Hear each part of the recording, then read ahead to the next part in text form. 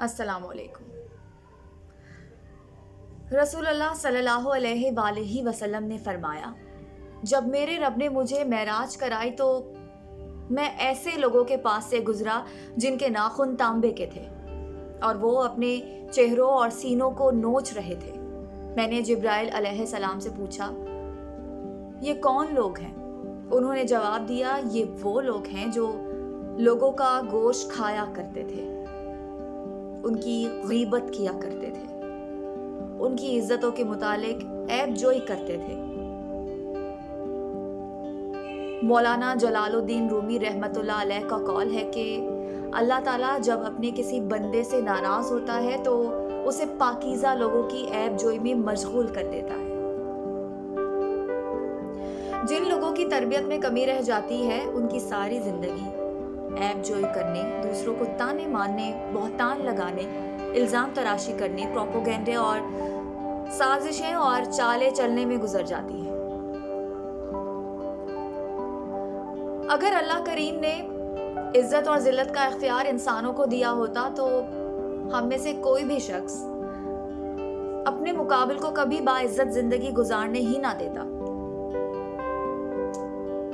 पाक है वो ज़ात जो हमारी इबादतों को तो हमारे चेहरे पर जाहिर कर देती है मगर हमारे ऐब छुपा लेती है।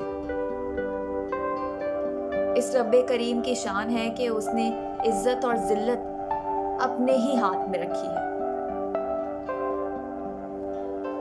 हम अपने अमाल को सही करने के बजाय दूसरों पर उंगलियां उठाने और दूसरों के गिरेबानों में झांकने की कोशिश में लगे हुए होते हैं।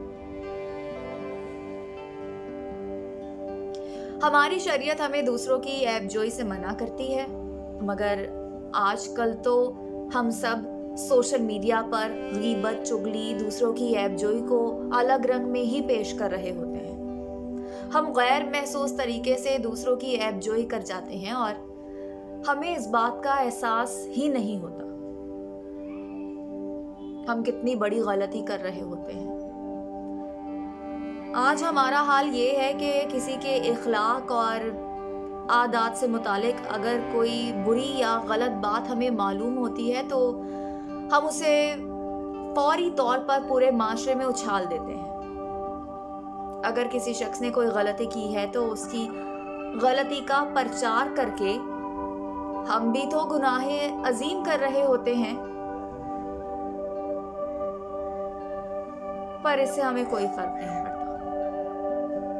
और ये तो ऐसा अमल है कि इसका अजाब आखिरत के साथ साथ दुनिया में भी मिलता है। दूसरों का ऐब तलाश करने वालों की मिसाल उस मक्खी जैसी है जो सारा सेहतमंद जिस्म छोड़कर जख्म पर बैठती है। अल्लाह करीम पर्दा पोशी को पसंद फरमाता है। यही सोचकर दूसरों की ऐबजोई से बचें। हम में भी बहुत सारी खामियां हैं जो अल्लाह पाक ने अपनी रहमत से छुपा रखी हैं। अल्लाह हम सबका हामी और नासिर हो।